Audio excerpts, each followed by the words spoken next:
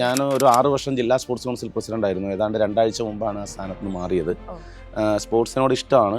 അതിനേക്കാൾ ഇഷ്ടം ഞാൻ യോഗ അസോസിയേഷൻ്റെ ഭാഗമായിട്ടാണ് ഞാൻ സ്പോർട്സിൻ്റെ ചുമതലയിൽ വന്നത്.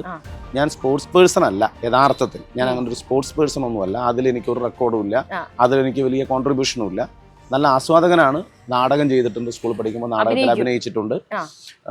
കേരളോത്സവത്തിൽ നാടകത്തിൽ അഭിനയിക്കുകയും ജില്ലയിൽ സ്ഥാനം നേടുകയൊക്കെ ചെയ്തിട്ടുണ്ട്. പ്രസംഗ മത്സരത്തിൽ ജില്ലയിൽ പങ്കെടുക്കുകയും സ്ഥാനം നേടുകയൊക്കെ ചെയ്തിട്ടുണ്ട്. പിന്നെ ഇവിടെ ഇപ്പോൾ പറഞ്ഞു വന്ന സിനിമ ഏതാണ്ട് മിക്കവാറും സിനിമയ്ക്ക് പോകും. അത് ശനിയാഴ്ചകളിലാണ് പോവുക. ഞായറാഴ്ചയുടെ അവധി ദിവസമാണല്ലോ, അപ്പോൾ രാവിലെ അരമണിക്കൂറൊക്കെ വൈകി എഴുന്നേറ്റാലും കുഴപ്പമില്ല എന്നുള്ള നിലയ്ക്ക്. ഞായറാഴ്ച അവധി ദിവസമാണ്, ഇന്നൊരു ഞായറാഴ്ചയാണ്. ആ വൈകിയ ദിവസം നമ്മളിവിടെ. അപ്പോൾ നമ്മൾ സ്വാഭാവികമായിട്ടും മിക്കവാറും ശനിയാഴ്ചകളിൽ അത് നമുക്ക് പുതിയ കാലത്തെ അറിയാനും മനസ്സിലാക്കാനും ഒക്കെ സിനിമ ഉപകരിക്കും എന്നുള്ളത് കൊണ്ട് എനിക്ക് ഇഷ്ടമാണ്. ഇഷ്ടപ്പെട്ട നടൻ മോഹൻലാലാണ്. ഇഷ്ടമുള്ള സിനിമ എന്ന് പറയുമ്പോൾ ഒരുപാട് സിനിമകളുണ്ട്. പിന്നെ ആ ഇഷ്ടങ്ങളൊക്കെ മാറി കേട്ടോ. അപ്പോൾ ഞാൻ പറയുന്നത് ലാലേട്ടനെ ഇഷ്ടമില്ലായിട്ടല്ല, മമ്മൂട്ടിയെ നന്നായി ഇഷ്ടപ്പെടാൻ ഒട്ടേറെ. നമ്മുടെ ചെറിയ കുട്ടിയാകുമ്പോൾ മോഹൻലാൽ മമ്മൂട്ടിയും ഒരു നടനോടും നമുക്ക് ഉൾക്കൊള്ളാൻ കഴിയാത്തൊരു സ്ഥിതി ഇല്ല എന്ന് പറയാം.